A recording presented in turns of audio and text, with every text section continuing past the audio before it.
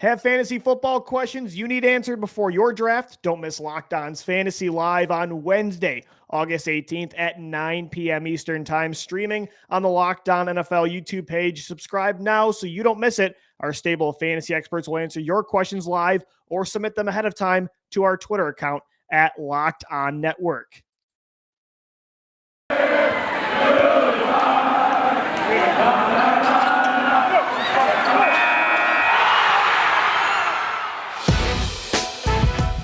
It's the Locked On Podcast Network, your team every day. You are Locked On Eagles, your daily Philadelphia Eagles podcast. Part of the Locked On Podcast Network, your team every day.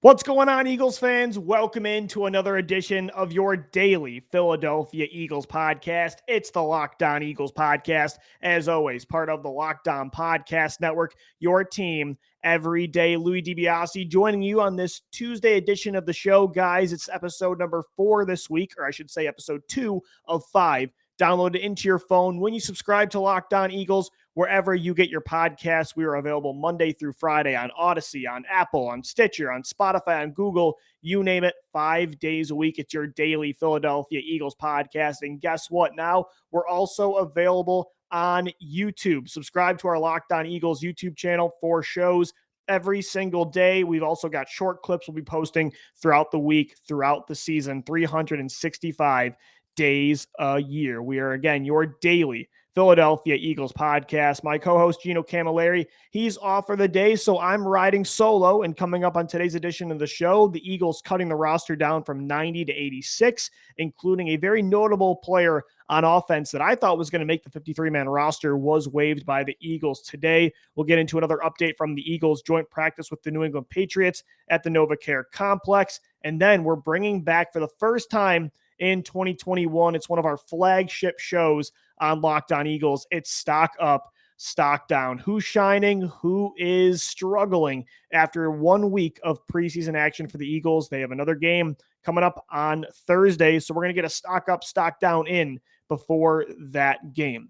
But before you know it, before further ado, before we get into Stock Up, Stock Down, let's get into the roster cuts that happened today for the Eagles. Again, they cut it down. 4 players have been released or waived, depending on who we're talking about here. The roster going down from 90 to 86. The Eagles cutting tackle Casey Tucker, center Luke Juriga, and running back Kerryon Johnson. So Kerryon Johnson is the big notable name here for the Eagles, because I personally thought he was going to be one of the 4 running backs they kept on this 53-man roster, right? He's a former second-round pick. He's got a lot of talent. I think he was the favorite over Jordan Howard, and I don't know, even healthy, maybe over Boston Scott.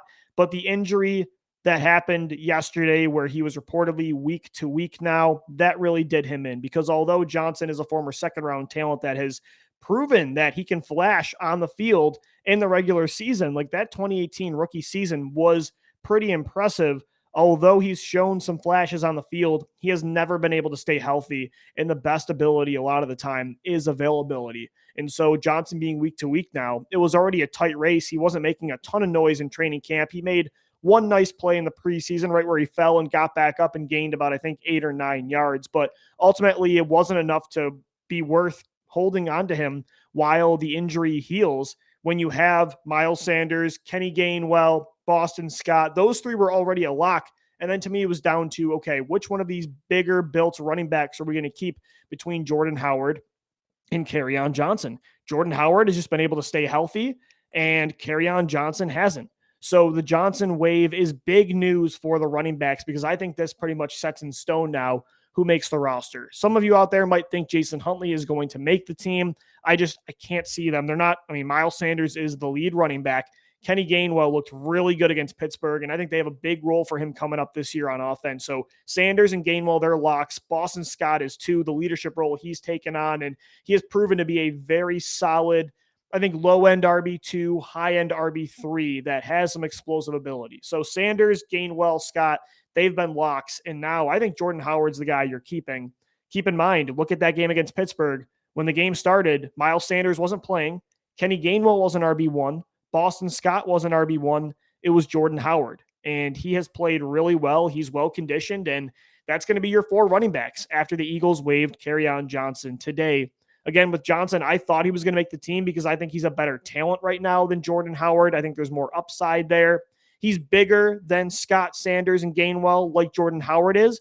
But unlike Jordan Howard, Johnson also has a receiving ability that, again, you want that multi-dimensional ability in a running back, regardless of which spot he's on with the depth chart.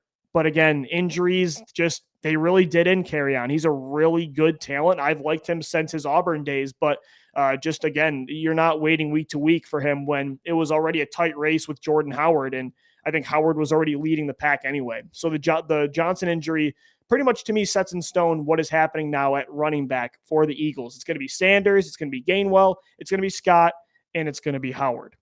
All right, guys, coming up next right here on your daily Philadelphia Eagles podcast, Locked On Eagles, let's get into our first edition of Stock Up, Stock Down for the 2021 season. That's coming up next right here on Locked On Eagles. And guys, today's show, it's sponsored by BetOnline.ag. BetOnline is the fastest and the easiest way to bet on all your sports action, all your NFL action, all your Eagles action in 2021. Put your money where your mouth is. Bet on Jalen Hurts to win MVP. Call me out, right? You guys are all going after me on Twitter saying this is the guy. It's not Justin Fields. It's not Trey Lance. It's not Zach Wilson. It's not Carson Wentz. It's Jalen Hurts. All right, go to betonline.ag. Put your money down. He's a dark horse candidate. The odds are awesome. You're going to make some huge cash this year if your prediction is right and Jalen Hurts truly is QB1 and he blows up like Carson Wentz did in 2017. Or if you want to bet on Devontae Smith to win Rookie of the Year. He returned to practice today and looked really good, turning J.C. Jackson inside out in some drills, the former Heisman winner. You can bet on all your player props, individuals, futures, game-by-game action, you name it, at betonline.ag. Head to the website or use your mobile device today to sign up, and you're going to receive a 50% off welcome bonus on your first deposit when you use our promo code LOCKEDON. That's LOCKEDON. BetOnline, your online sportsbook experts. All right, Eagles fans, welcome back in to this Tuesday edition of Locked On Eagles. Louis DiBiase joining you. Let's get into our first edition of Stock Up, Stock Down. I love this show. We've been doing this this is the oldest running show we have on LOE. We've been doing it together, Gino and I, since 2018, the offseason after they won the Super Bowl. And we started up, Stock Down together. That was our first idea. And I just like it. I love running with it and checking the progress of these players, coaches, and front office members. Everybody is available to be put in the Stock Up, Stock Down categories of the show. Let's start off with the positives. I always like to start with the positives. Gino even used to call our podcast the Positive Pod because we like to be optimistic in Philly. And I think it was a good run from 2017 to 2019, feeling optimistic. Then last year happened, and now I've kind of been seen as a dark cloud of the show, maybe more than Gino, just because it's been a nightmare for me. What I wanted to happen with the Eagles, everything has happened in the opposite manner since last year, since like a year ago today. But let's get into the positives. Let's start with Stock Up. And how can we start with anybody else but Jalen Reagor, guys? I mean, did you see the one-handed catch he made today against the New England Patriots in the right corner of the end zone? He already made one incredible one-handed catch this year against Darius Slay in training camp that the Eagles official Twitter account posted, and everybody was talking about it, right? This amazing one-handed catch, back shoulder. He did it again today, but it was the smoothest one-handed catch in midair. He didn't bobble it, or it was like his hands were King Kong hands, and he had just this tiny rock in his palm. It was OBJ level stuff. Like, obviously it wasn't in a game, but that's what that catch reminded me of. He's been doing this at camp repeatedly, and that is really, really exciting. And he's been a nightmare in one-on-ones this week. He has really done well against a good Patriots defensive backfield. I don't know, ever since Nick Sirianni lit that fire under him when he had the worst practice, I think, of his career a couple weeks ago, and Nick Sirianni really got in his face, he bounced back with the best day of practice of his career, probably the next day. And ever since then, He's been winning one-on-one matchups. He's getting open in press man coverage. He's making these highlight reel one-handed grabs. Maybe Jalen Reagor, the breakout is coming in year 2. And the great thing is the Eagles don't even need it as much as they did last year because you've got Devontae Smith and you also have Quez Watkins, who might be on the verge of a breakout season in his own right in year 2. I don't know how you could be a bust when you're making those kinds of plays. And I do want to say, although Jalen Reagor last year was extremely disappointing, he just could not stay healthy. He didn't look as explosive as he did at TCU. He came up really stiff. I don't know if it was because of the injuries or, he struggled against press man coverage. It wasn't a great year 1 for Reagor. But at the same time, it's not like Jalen Reagor is not J.J. Arcega-Whiteside. You know what I mean? Where J.J. Arcega-Whiteside he's made one significant play since being a second-round pick in 2019, right? That fade pass down the right sideline against the Giants, 2019 Monday Night Football, that do-or-die game. Like, that was a huge play late in the game. J-Jaw stepped up. But the kid has, 14 catches in 3 years? He can't even get open against third-teamers against Pittsburgh in the preseason, right? JJ has been one of the biggest busts I've ever seen in Eagles history. Jalen Reagor, yeah, he was disappointing last year, especially in comparison to what has been a so far elite receiver class, right, in the 2020 draft. So in comparison, it was even more disappointing.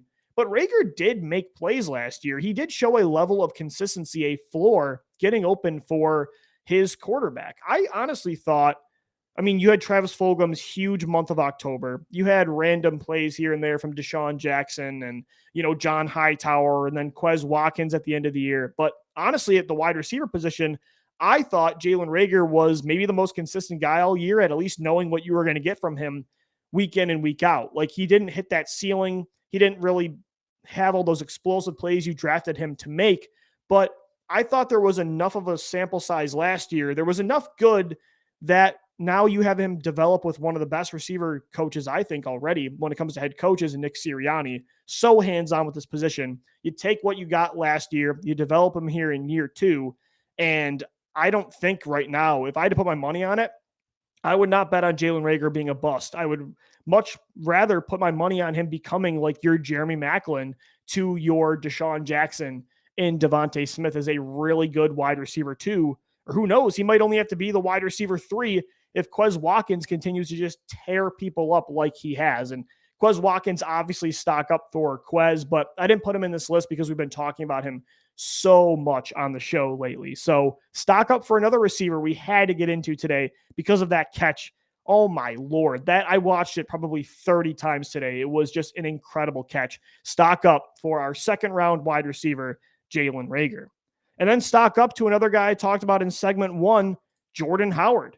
Jordan Howard, again, he's safe now. Now that Kerryon Johnson's been waived with that week-to-week injury, it's going to be Miles Sanders, Kenny Gainwell, Boston Scott. Those guys were safe. And boom, Jordan Howard is your RB4.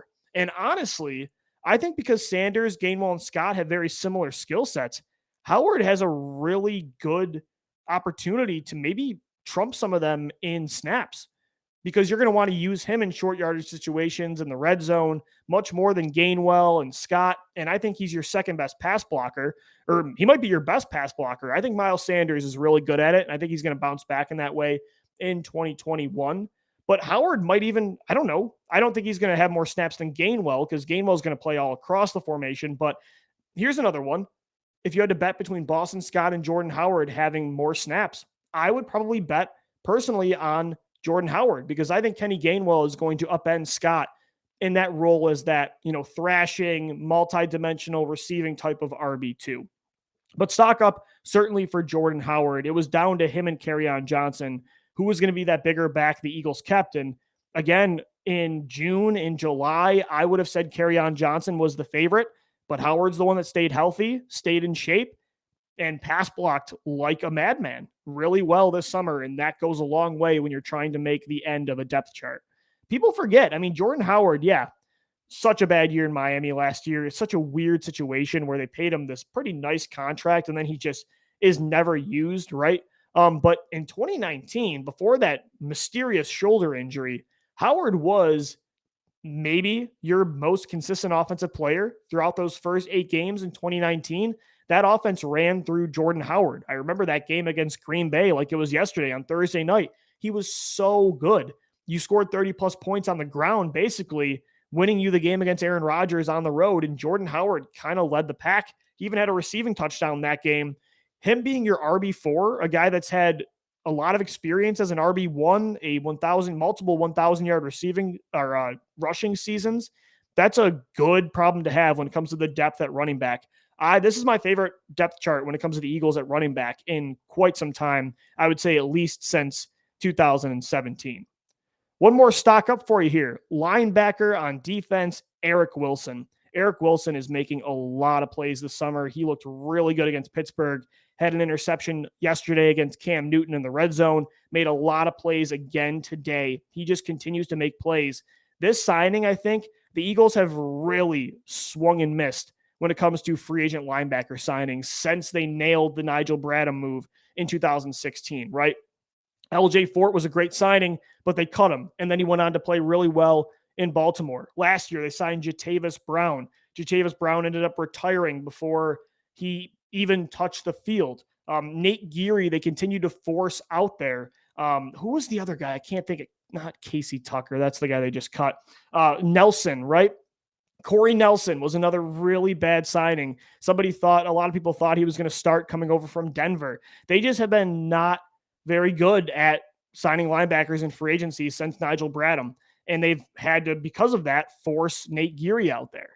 But I'll say Eric Wilson might be the next Nigel Bradham type of signing where it's low key, but it turns out to be really good value. He's only 26 years old. Again, he's really good in coverage. This is the guy I could see getting like a mid-year extension, kind of like you saw Timmy Jernigan get back in 2017, Alshon Jeffrey. I think Rodney McLeod got that too at some point. Howie Roseman likes to do that to guys he's sold on. And I think with Wilson being a free agent next year, when you talk about him, Steven Nelson, Anthony Harris, those defensive veterans that you signed to one-year deals, I think Wilson has the best chance of getting an extension with the Eagles now and being a core piece moving forward. Eric Wilson is really an exciting player. And I know Alex Singleton looks really good this summer too. Between those two and Davian Taylor and Sean Bradley, there's a lot of upside. And this is an exciting linebacking group. The Eagles linebacking group has been miserable since 2017, 2018. The last couple of years, it's been brutal. But this year, I'm excited to watch this group. It's inexpensive. It's young. It's fast. It's good in space. And that's something that the Eagles haven't had in a long time. So my stock ups, again, Jalen Reagor, Jordan Howard, and Eric Wilson, they really deserve being on the list today on Locked On Eagles. Coming up next, let's get negative, baby. We're going to start talking about stock down, who struggled, who had a bad week last week around the NovaCare complex during the preseason game against the Pittsburgh Steelers. And another guy that just, I thought, looked really bad over the weekend based on other games.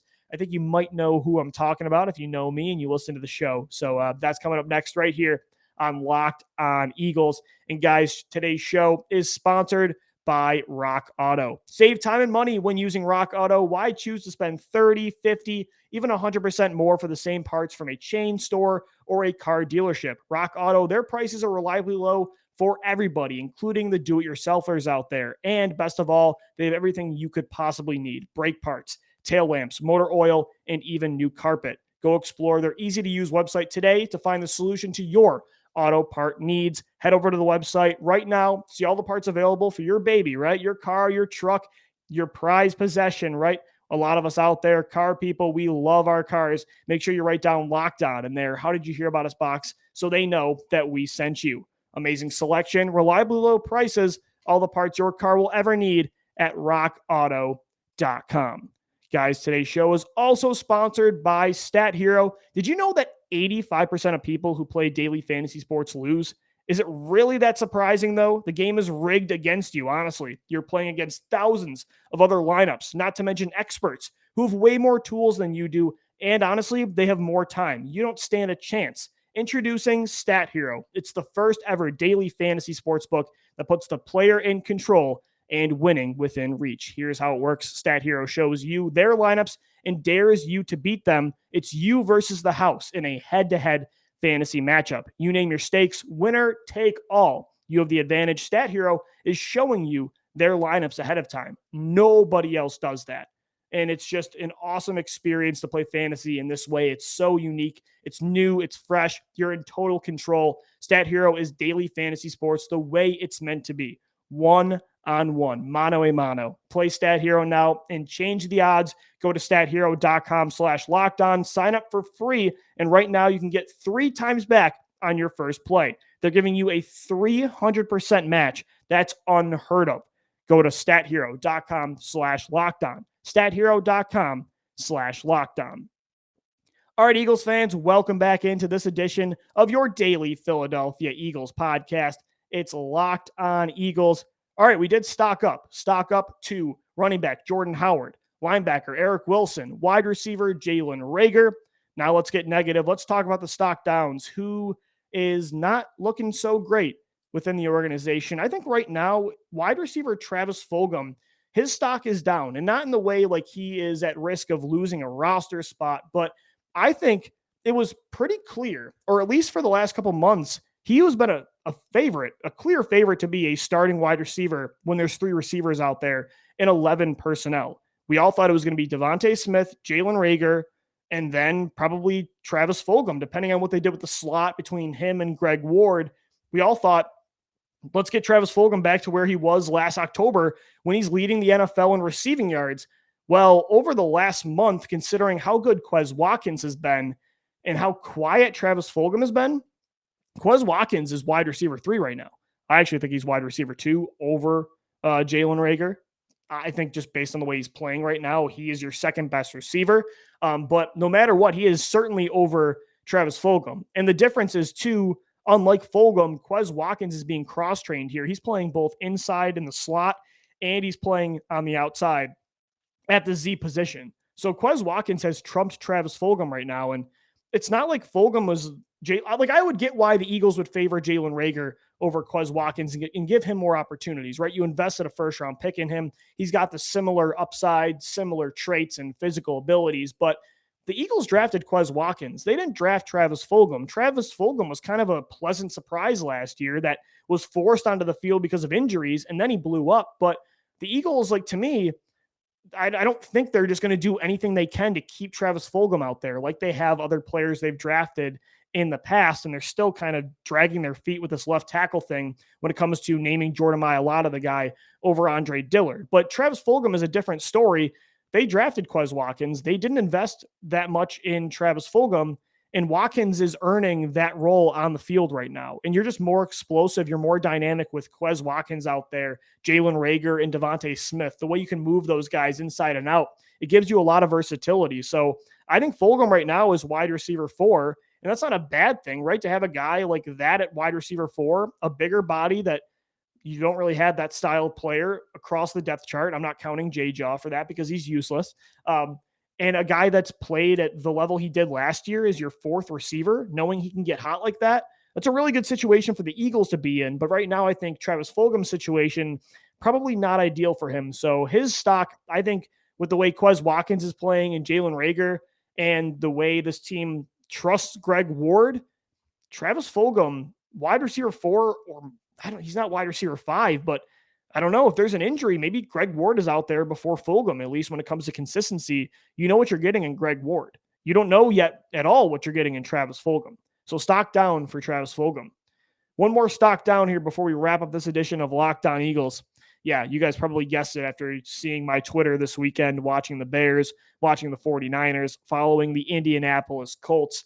I think stock down to Howie Roseman. I just think it was a bad look this week when you see how well Justin Fields looked as a Chicago Bear. He looked unstoppable. This is going to be another one of those stupid over-evaluations from the NFL circles where Lamar Jackson, right, Josh Allen, where they just look too deep into a player, ignore the talent and the upside and the proven ability with Fields at Ohio State.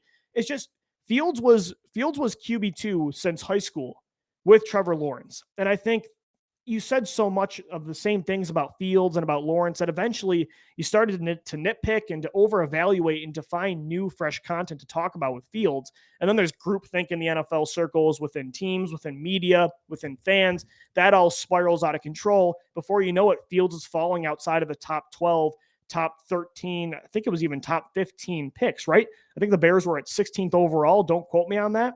And then he goes out there this weekend and it's like, yep, that's exactly what you saw at Ohio State.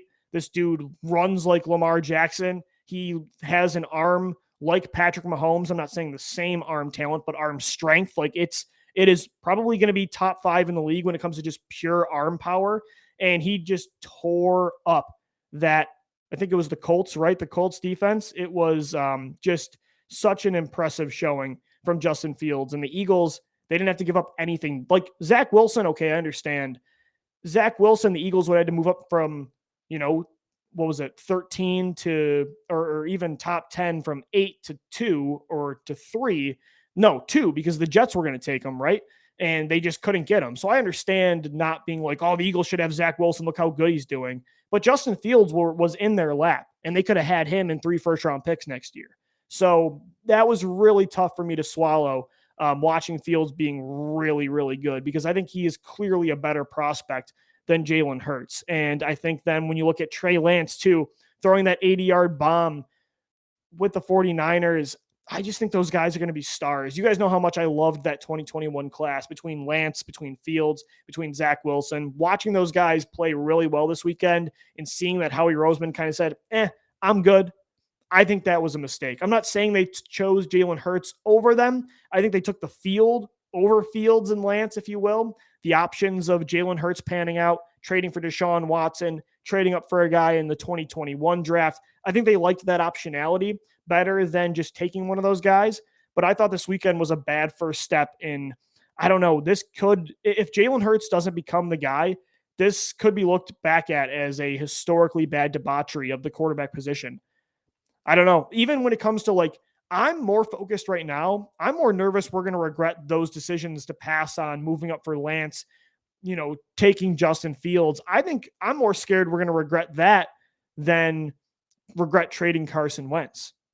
I would rather have Justin Fields right now or Trey Lance than Carson Wentz. And you guys know how much I love Carson Wentz and still believe in him as a player.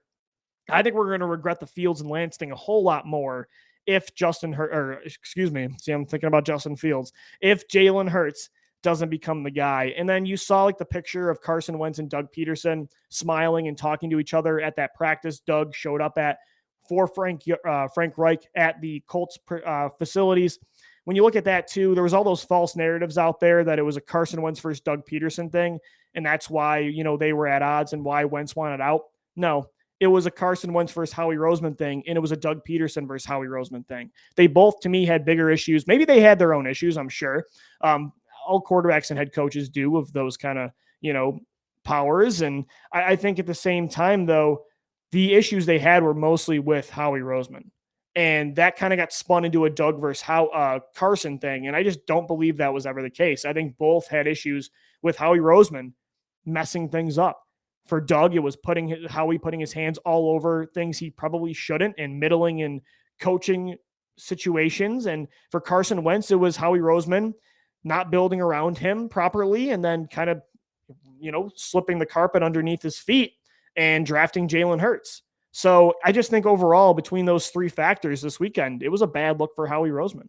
I think he's constructed a pretty good roster in 2021, but there were some huge monumental decisions he made this offseason that are really going to determine the fate of this franchise for a long time. So we're going to continue to follow it for a long time. And guys, it's not going to go away. If Justin Fields and Trey Lance are great and Carson Wentz is great and Doug Peterson becomes a good head coach again and Jalen Hurts and Nick Sirianni aren't the guy, I believe both of them have a very good chance of being the guys. But if they don't, the 2020 offseason is going to be looked back at as a monumental one in Eagles history.